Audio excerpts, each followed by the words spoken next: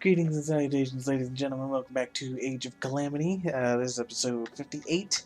We were just working our way through some of the post-game content, and we had finished up the Necluda region, so I figured we'd just kind of go region by region and clear everything out relatively systematically, since there's quite a few things to go through here.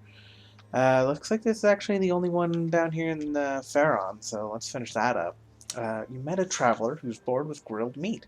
The meat she has is fine, but cooking it the same way again and again and again has led to meat monotony. Have some spices? I do, actually. I did do some farming off screen for some of the materials just so we could kind of get as much done as possible relatively quickly. After you gave her salt and spices, the traveler used them to add gourmet zing. Wow, from a meat monotony to amazement. She gave her salt grilled meat recipe to you in thanks. Extra damage, that's good. And then I guess we can move on to the Gerudo region. Treats for Patricia. Riju wants to give her loyal companion Patricia a token of her deep gratitude. Of course, nothing says thank you quite like the king of fruits. A durian. And also apparently a bunch of other fruits as well. After scarfing down the pungent fruit, Patricia barked sagely. Riju nodded in understanding. Her loyal companion had just suggested a new combat technique to use against monsters. Press Y to wreathe yourself in lightning. That could be pretty cool. Alright. The Master Chef, rather. No. Sorry. Apparently clicking in the left stick, activates two-player mode. That's information. Anyway, you've met a talented chef who has cooked for years at Hyrule Castle. He's bent on mastering a culinary creation and has asked you to buy him lots of ingredients. Well, I've got lots of ingredients. Chef bought the ingredients he needed to master the dish and paid you more than the standard price, but mastery is elusive. If you collect more ingredients, he'll pay you for them. Cool. Tyrant of the Sand Sea. A rampaging Molduga has been sighted in the desert near Gerudo Town. Acquire proof of its defeat to put the town's residents at minds at ease. An enhanced ability for Urbosa, that's good. Gerudo relieved to see evidence that the Molduga had been defeated. Urbosa vowed that no matter how terrible the foe, she would keep her people safe. Well, that's good. The length of your lightning gauge has been doubled. Wow, that's actually pretty good for Urbosa. That lightning gauge makes her incredibly potent, I think. A Korok is the Korok who cried monster. Okay. Korok is feeling down. They saw a huge monster as big as the Great Deku Tree, but none of their siblings will believe them.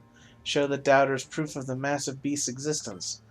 And apparently these written trophies are enough proof for people.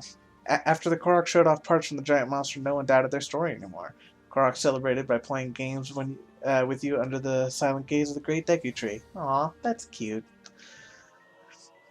Number of Koroks that appear has been increased. Well, that'd be useful if I ever wanted to play as Hestu, which I don't, so I won't. So, like, for this one, you know, we just gave him a slip of paper that says, yeah, you killed the Molduga. Is that really enough proof for people? I mean, in that case, at least we gave, you know, parts of the Molduga, so that kind of makes more sense. But anyway, the Blacksmith Guild is sure they can improve the rust removal method more and want to study rock octoroks in hot locations for a long time. Get them what they need for this expedition. Well, dang. If only I had known about that before I derusted all those weapons from Mifa. She had like 3 weapons.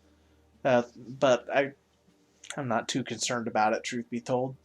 Blacksmiths split up for their Rock Octorok expedition and went to Death Mountain and Gerudo Desert. With the new research, they were able to improve the derusting method more. Yiga clan members are cutting back on their food costs. Why, you ask? To build a bronze statue of Master Koga at the hideout. But they wouldn't say no to free food if you're offering. Okay. Well, look at that. I improved on perfection. Their bellies full for the first time in ages, the Yiga got back to work on the statue of Master Koga. They want the final product to be every bit as glorious and inspiring as the man himself. Press X. I guess that's like hold X. To entice Yiga clan members to aid you during your banana break. Oh. That's interesting. Okay, so I guess they'll, like, you know, do a little bit of damage to enemies that get close or something like that. Huh. Alright. Um... Or actually, most of these seem to be like these little side quests rather than challenge missions. So, let's finish off, I guess this is Lanayru region. Because there are a couple of missions here and only a couple of these side quests. So let's go do that. Reduced enemy damage 5%. That sounds good. Great fairies have offered to imbue your clothes with protection if you can give them what they need. Quick, gather what they've requested before they change their minds. Why would they change their minds? That seems rather fickle. Great fairies imbued your clothes with protective magic. Slipping them on, you felt a curious sense of comfort, as though you were being held in a warm embrace. Ooh. A gift from the sky. Though he hasn't said as much, Sidon is clearly a bit worn out. His daily practice climbs up the Veiled Falls seem to have taken a toll on his stamina. Give the prince an energizing pick-me-up. Well, you're working hard, your highness, and we appreciate it. Those foods really put the spring back in Sidon's step. His next ascent up the Veiled Falls was so dazzling, onlookers believed him to be the legendary gift from the sky made manifest. Press the year at the right time after boosting a strong attack to gain knockback resistance. That's actually kind of cool. Hey, and we completely finished out Lanayru.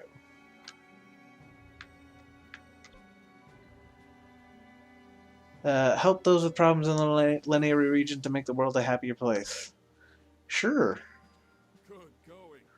You helped everyone with problems in the Lanayru and received some things useful for combat. You have raised everyone's spirits and made the world somewhat brighter. Awesome. An intricate headpiece crafted with Gerudo goldsmith techniques. But that's not gold. But okay. It's set with a sapphire, a gem that harnesses the power of ice to give the wearer a cool, cools you down.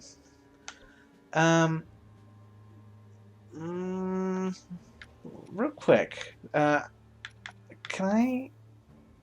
No, I noticed at the end of it, like at the end of the last story mission, we got a tire for a whole bunch of characters, but I don't really know how that happened. Like I don't see any extra clothes. Mipha's attire was among them, and Zelda's as well, but I don't know where that disappeared to. Also, I noticed maybe she has other differences too, but when she's got her normal, garb on, she's got like a little circlet on her head, but when she has her champion's garb, she doesn't. Just thought that was a neat little detail. I don't know why that's the case, but, just thought that was interesting. Guardians on a rampage near the village. Uh-oh. And that's a lot of Guardians, too. There was a mission that we did several episodes ago. Oh, they're just scouts. Whatever. No big deal. Where, like, I don't know how many people would remember it, but there was, it was at Akala Citadel, and, like, towards the end of the mission, it spawned, like, 6 Malice Guardians and sent them after me. And I was getting ready to fight them, but then I just ended the mission before they even got close. So I actually went back and did that mission again. And this time I fought those Guardians. And even with how high level Mipha is, turns out she struggles to handle 6 of the toughest Guardians in the game at the same time. So, yeah, that's good to know. I mean, I honestly didn't expect it to be easy, per se. But yeah, I almost died on that mission.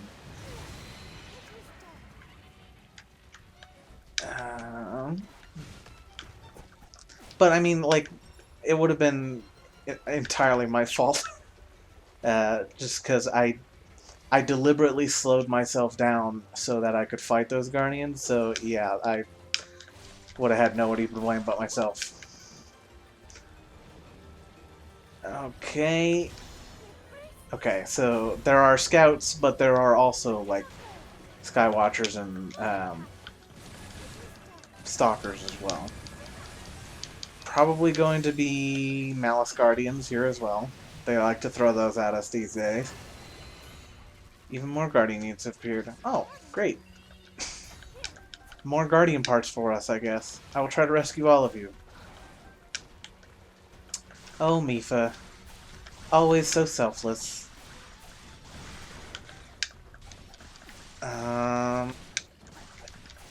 But that's okay, because she is actually very capable of doing that. Okay, so... do I even need to bother? No, I think I'll just do this.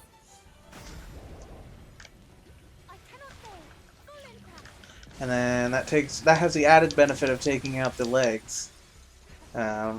If they're not a Malice Guardian, I notice, I think their legs are a lot tougher when they're Malice infested. I mean, they're just tougher in general, really, but I don't know if they, like, extra buffed the legs to make it harder to immobilize them. But, yeah, it's possible, I think. I'm pretty sure I've done it before. But, very difficult. But it doesn't much matter because the way to take them out is really, like, just in general, it doesn't really rely on... dang it. Oh, actually, it didn't hit me. You don't really need to take out the legs in order to take out the Guardians relatively quickly. Not if you have fairly decent damage output. And I would say that Mifa has fairly decent damage output at this point in the game. I did start upgrading that that light scale trident that we got. That was like it had a base of 70 at level 1, totally unupgraded, whereas like the previous ones we had unlocked were at 50 was the strongest that we had seen. So yeah, I'm pretty sure that's the one I'm using now. And yeah, it's pretty good. It's very helpful. No, go away, Skywatcher. I don't care. And I did get this one to level 20, as you probably saw for a second there. And boosted its max level. So if we get a few more weapons, we can get it up to 25. And have a super ultra mega powerful light scale trident. On top of just, you know, how incredibly tanky Mifa is, having insane damage output is just... oh, it's so good. And, of course, the fact that she's so good does not exactly help the fact that I tend to play exclusively as Mifa. Because, like, at this point, it only makes sense that I play as her mostly, because she's just so ridiculously powerful compared to everyone else. Not just because of her style, but her stats.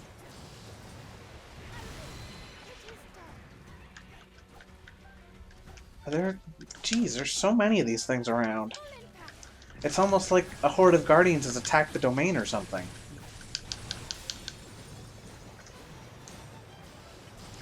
Oh well, it's fine. Most of them are scouts, and it's free guardian parts. I don't want you to do that. Stop it. Stop it. Get some help. Actually, don't get some help, because that would just make this mission take even longer. Speaking of which, I think I'm just gonna maybe... yeah, I think, yeah, in the name of not running out of time again. Stop it? Hello? There we go, okay. I really don't want to run out of time, so I'm just gonna make sure... yeah, there it is, a Malice Guardian. I think those scouts count for the total, now that I'm looking at it. Oh well, that's not too big a deal, I think. They're gonna start following me, and in any case, I want to take this big guy down, because he's the one that's definitely going to cause the most trouble anyway, so... no regrets. Oh crap, I regret that, actually.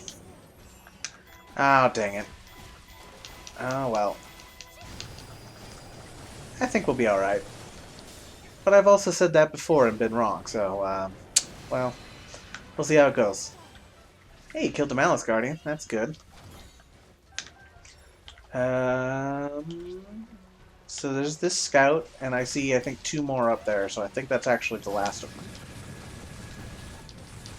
Oh, please. Okay, good.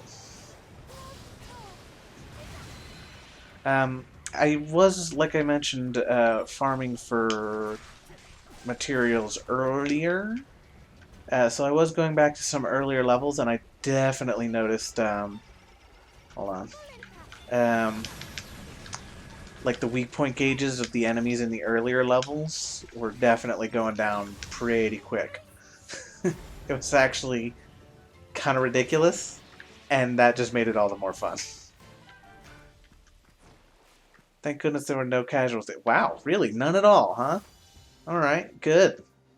Glad to hear it. Yeah, sometimes it's fun to go back to earlier levels and obliterate everything. Ooh, that's helpful. I like me some special attack charge rate. Got a resale weapon too, that's also helpful. And Terraco components, hooray! One step closer to repairing Terraco. Alright. And then I think we'll just finish up that... Ooh, oh yeah, okay. Dang it. Heart's Escort. I guess I'm actually forced to play as Mifa. Oh darn. I don't want to play as Varudania, so let's go ahead and do this real quick. It's interesting that we're only just now getting the Zora armor, now that I think about it. I kind of thought we got it earlier, but apparently not. Okay. Rescue the Zora captains. Okay, so very similar premise to the last mission, except it's against moblins and not guardians. Only 3 ice moblins? Please. How'd that taste?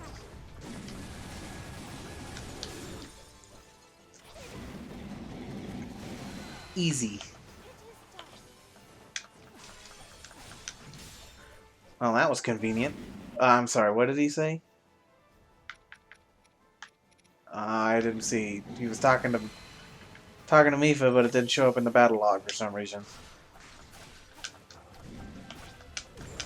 Ouch. Excuse you. How dare you be, like, semi-competent? Honestly, the fact that he landed a hit means he's better than, you know, like 90% of his co-workers, I guess you could call them. I guess they're not really, strictly speaking, employed by Ganon, per se, but... Just kind of imagining, you know, a bunch of bokoblins and moblins getting in a suit, walking on down to the business, and, you know... Suddenly Link rolls up and just obliterates all of them. Just when they were 2 weeks from retirement as well. Real shame. Okay. Excuse you. Okay, alright. I need to be less bad and focus, actually, right now. There we go. Is that going to kill him outright? Yeah, cool. It's kind of hard to tell sometimes.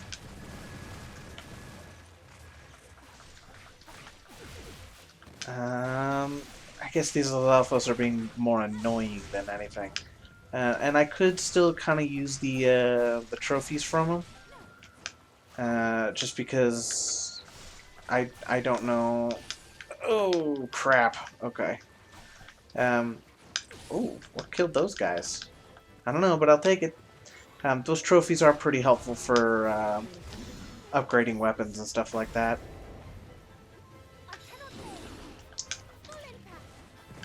Cool. I kind of missed that a little bit, but that's fine. They're pretty close to dead anyway. Awesome. Got him. I got Lamau. Master Link is still engaged in battle towards the back. Okay. Link is standing alone. We have to help. Yes, I will cut my way through everyone and everything until we rescue him.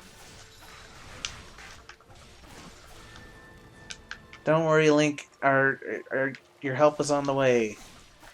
Ooh. Best not to get caught in those electric choo-choo explosions, though. I don't know if there are any, like, if there's an invincibility period after you get electrocuted like that. But in case there isn't, I think I would very much prefer that I don't get caught in a bunch of electric explosions all at once. That could be pretty devastating, especially since I'm a Zora right now. Oh, it's the Enox. Good. Okay. Were there 2 silver moblins here before? I only saw the one a second ago, but that's alright. Doesn't matter, because we did it. It's all dead. It showed up and then everything died within like 2 minutes.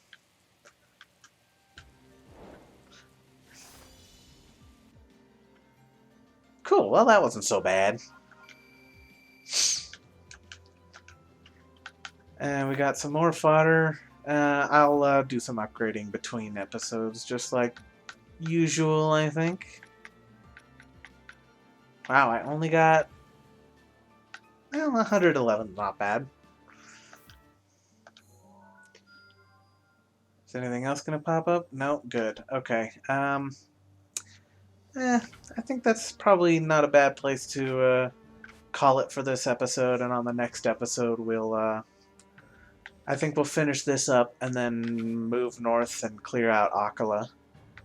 I'm kind of thinking we'll do Central Hyrule last, just because that's where the last thing for Terraco's return will be. So in theory, by the time we get there, we should have most, if not all, of the Terraco parts. How many do we have? 21. Wow, that's a lot less than I was expecting. But I'm sure more of those missions will crop up as we move our way through. But in any case, we'll get started on a fiery reckoning on the next episode. And I look forward to seeing you all there, and thank you all for joining me on this episode.